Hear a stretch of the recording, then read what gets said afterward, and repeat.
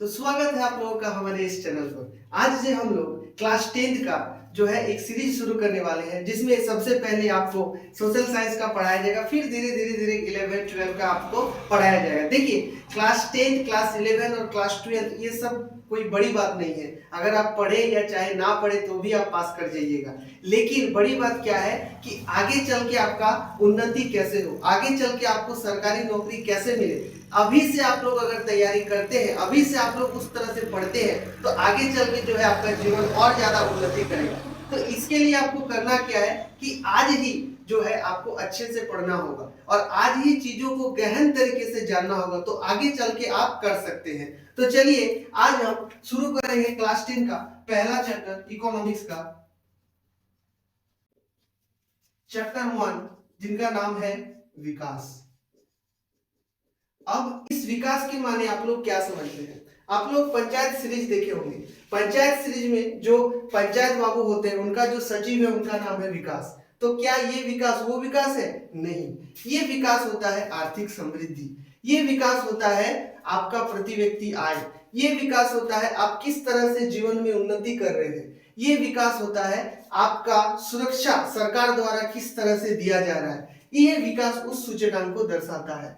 अगर कोई देश गरीब है और वो गरीबी के दलदल में धंसता ही चला जा रहा है, तो वो विकास नहीं कर रहा। अगर विकास कब करेगा? जब देश एक अमीर है और वो अमीरत्व की ओर और धीरे धीरे बढ़ता जा रहा है, तो वो विकास कहलाएगा। जैसे अमेरिका, जैसे इंग्लैंड, जैसे फ्रांस, ये सब देश जो है विकास के चरम की ओर आगे बढ़ रहा है। लेकिन हमारा भारत जो है वो एक अर्ध विकसित देश है, जो धीरे धीरे ऊपर की ओर उसका ग्राफ बढ़ रहा है। बशर्ते हम लोगों को क्या करना होगा, उस तरीके से हम लोगों को काम करना होगा। अब विकास की धारणा में क्या क्या चीज आता है और क्या क्या चीज हम लोग उसमें जानेंगे, ये हम लोग देखते हैं। देखिए, मैंने तो बता दिया कि विकास क्या होता है। जब देश आर्थिक समृद्धि की ओर बढ़ता है तो उसे ही हम लोग विकास कहेंगे। अब एनसीईआरटी क्या बताता है कि विकास से आप क्या समझते हैं? देखिए, विकास से तात्पर्य है कि देश के निवासियों की स्वास्थ्य सेवाएं, शिक्षा, रोजगार, उच्चतम सुविधा, सामाजिक बराबरी और सुरक्षा प्रदान की जाए। ठीक है। अब विकास की धारणा समूचे आर्थिक जो गतिविधियां चलता है और एक देश में जो भी चीज है उनको लेके चलता है। सबसे पहले क्या आता है कि देश के निवासियों की स्वास्थ्य सेवाएं।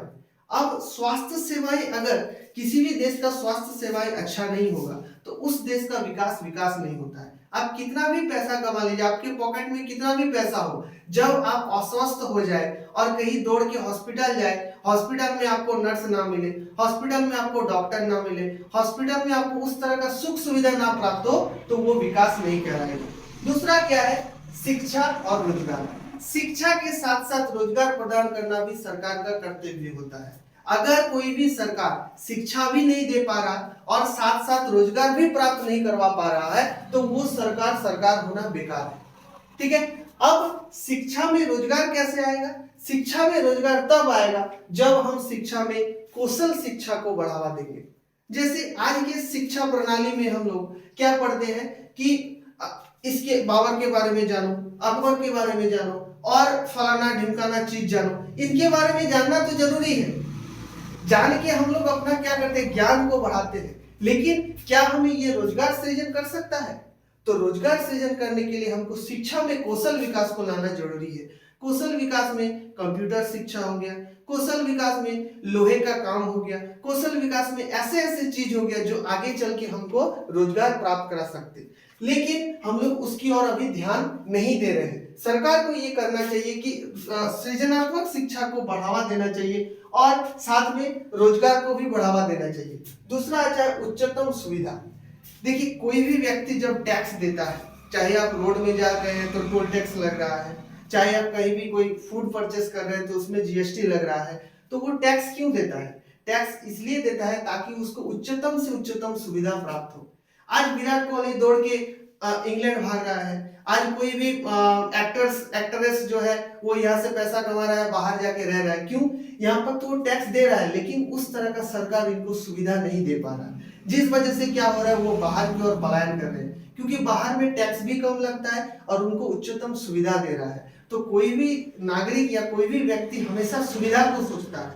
ठीक है, इसलिए वो बाहर की ओर जाता है। सरकार को ये भी ध्यान देना होगा। दूसरा, सामाजिक बराबरी, जैसे छुआछूत, ठीक है, अगर कोई नीचे निम्न जात का व्यक्ति है, कहीं टेंपल में घुसने जा रहा है तो उसको पहले बोले, हे बाबू तुम वहां पर खड़े रहो, मत आओ।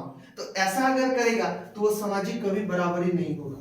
साथ ही साथ कोई एक ऊंचा तबका का आदमी जो है, उनका गांव में बहुत दबदबा चलता है, कुछ भी बोलता है उसका बात मानता है, लेकिन कोई निम्न तबके का आदमी उनका बात कोई नहीं मानता, ये भी सामाजिक बराबरी नहीं है। साथ में सरकार भी बहुत तरह का भेदभाव करता है। जो अमीर होता है उनको ऋण अचानक से मिल जाता है, बैंक जाइए, बैंक बोलता है बाबू भाई ये चेयर लगा देता है, उनको चाय लाके सर्व कर देता है। लेकिन आप जाइए ना, बोलेगा अभी नहीं आओ, लंच ब्रेक हो गया, ये नहीं है, वो कागज नहीं है, ये नहीं है। और कोई अमीर व्यक्ति अगर दौड़ के जाता है ना बैंक, उसको मैनेजर खुद दौड़ के आता है, पैर के सामने बोलता है लीजिए लीजिए लीजिए बाबू, जो आपको चाहिए ले लीजिए।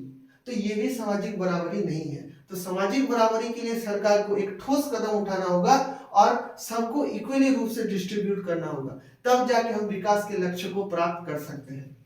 फिर उसके बाद आता है सुरक्षा प्रदान करना। ये सबसे बड़ा इंपॉर्टेंट चीज है। पैसा कमा लिए, बहुत बड़ा धनी व्यक्ति बन गए, जगह जगह आपका फैक्ट्री खुल गया, बहुत पैसा आपके पास आ रहा है, आप एक दिन पैसा का अटैची भर के अपने बैग को लेके जा रहे हैं, कोई आया आपके कान पट्टिया में एक बंदूक लगा दिया, बोला कि पैसा दे दीजिए, लूट लाट के चला गया। कोई फायदा हुआ?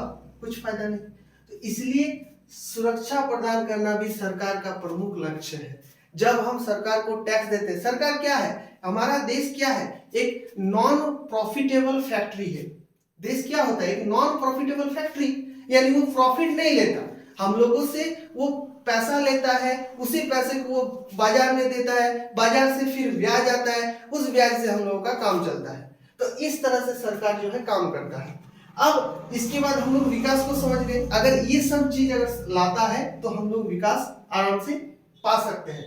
उसके बाद विकास को औसत प्रति व्यक्ति आय से भी मापा जाता है। देखिए, विकास को औसत प्रति व्यक्ति आय के साथ साथ कैलोरी से भी मापा जाता है, ठीक है, और साथ ही साथ आय से भी मापा जाता है। औसत प्रति व्यक्ति आय क्या है, ठीक है, जब एक व्यक्ति अपने समूचे संसाधन का उपयोग करके जो आय एक वर्ष में कमाता है उसे औसत प्रति व्यक्ति आय कहते हैं, ठीक है। अब विकास का लक्ष्य अलग अलग हो सकता है। इसके माने क्या क्या है, देखिए, अगर मेरे लिए कोई विकास है तो किसी के लिए विनाश भी हो सकता है, और किसी के लिए अगर कोई विनाश है तो मेरे लिए विकास भी हो सकता है।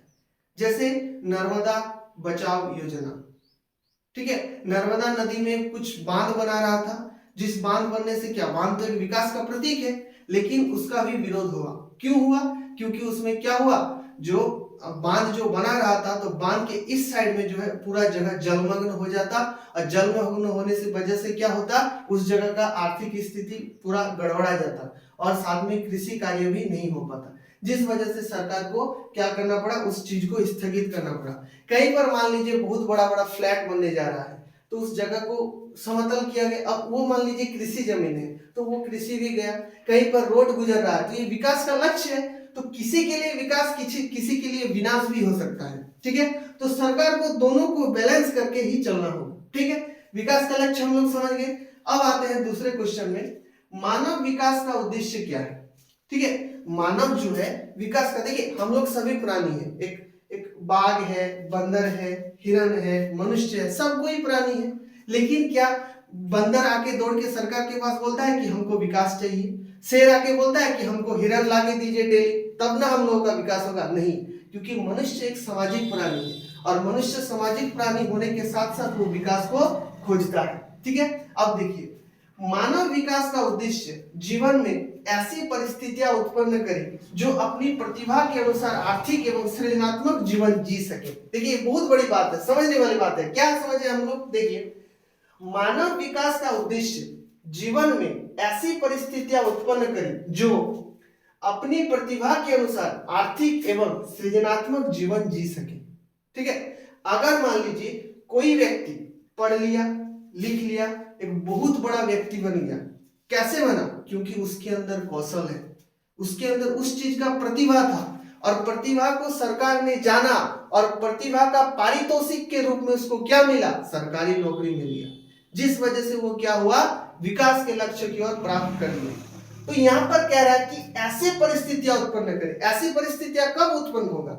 जब हम लोग पढ़ेंगे और पढ़ने एवं लिखने के साथ साथ सरकार, अगर मान लीजिए हम एक वेल्डिंग का काम सीखे और सरकार ने कोई एक फैक्ट्री खोला जहां पर वेल्डर का जरूरत है, तो दौड़ के हम चले गए, जाके वहां पर नौकरी ले लिए।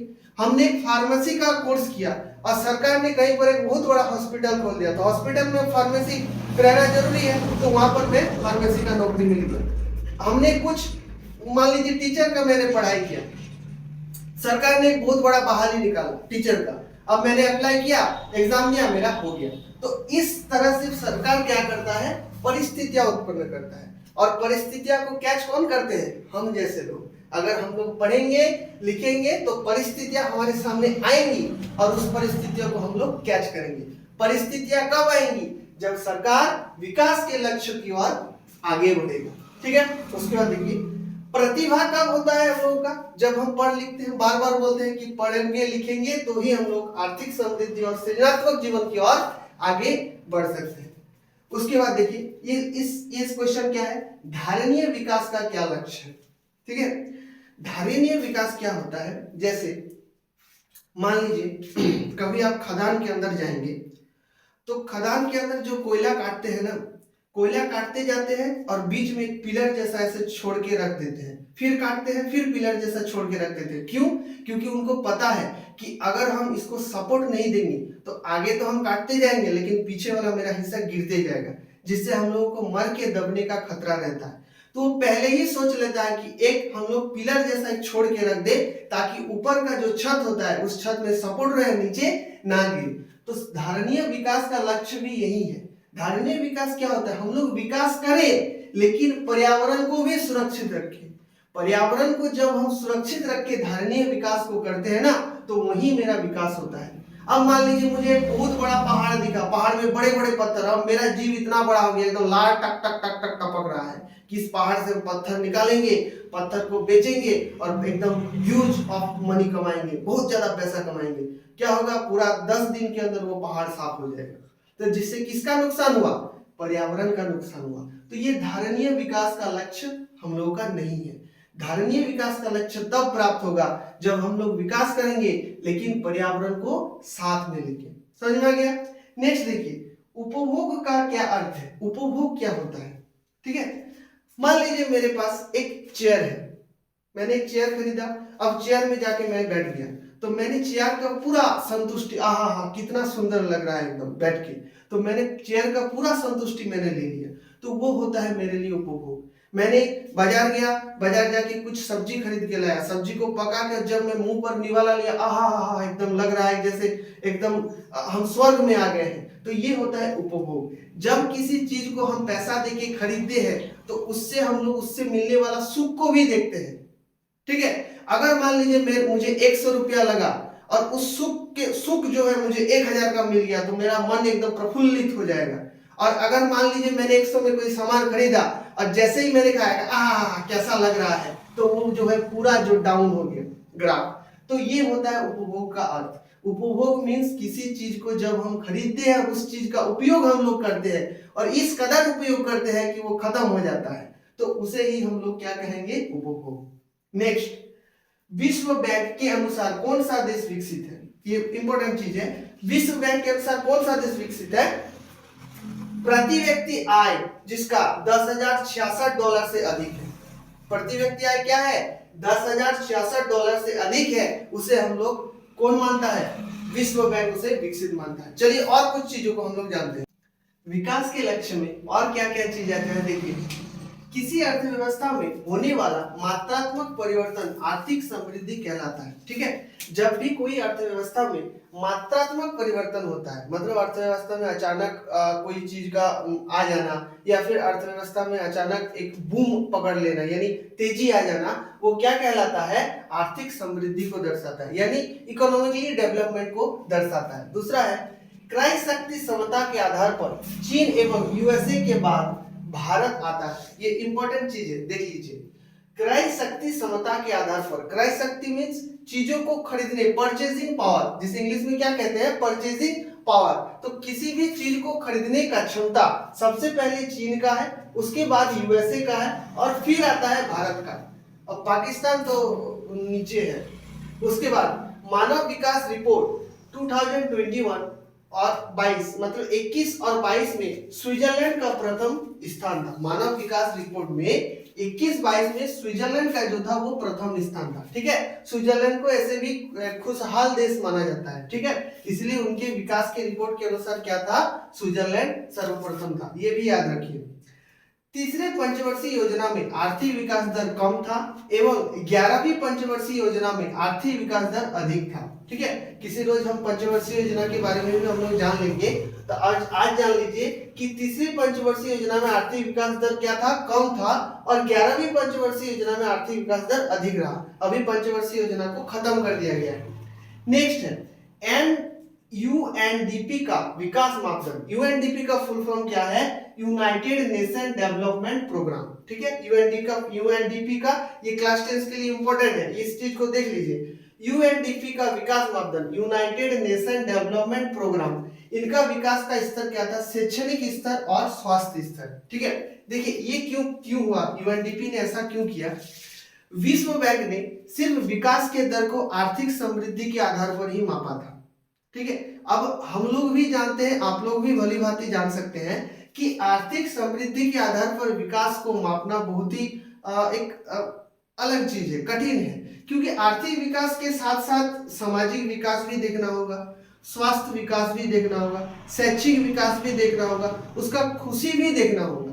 पैसा होने से ही सब कुछ नहीं मिल जाता। ठीक है, तो विश्व बैंक ने ये गलती किया था कि उन्होंने सिर्फ पैसे के आधार पर ही विकास को मापा था कि जिस देश में पैसा ज्यादा है वो देश विकसित है और जिस देश में पैसा कम है वो देश अविकसित है। अब बहुत सारा देश क्या करता है, पैसा ना होने के बाद भी उनके जो देश के नागरिक है वो खुशहाल है। ठीक है, तो फिर आया UNDP, United Nation Development Programme, जिन्होंने क्या किया, आर्थिक विकास के साथ साथ शैक्षिक स्तर को भी देखा और स्वास्थ्य स्तर को भी देखा, जिस तरह से हमारा क्या हुआ, विकास को हम आगे बढ़ाएं। ठीक है, अब विकास की अवधारणा में ज्यादा कुछ है नहीं। ठीक है, अब इसके जब आगे वाले आएंगे अर्थव्यवस्था के क्षेत्र चैप्टर 2 में, चैप्टर 2 जो है ये एक बृहद चैप्टर है और इसमें हमको बहुत कुछ चीज जानने को मिलेगा।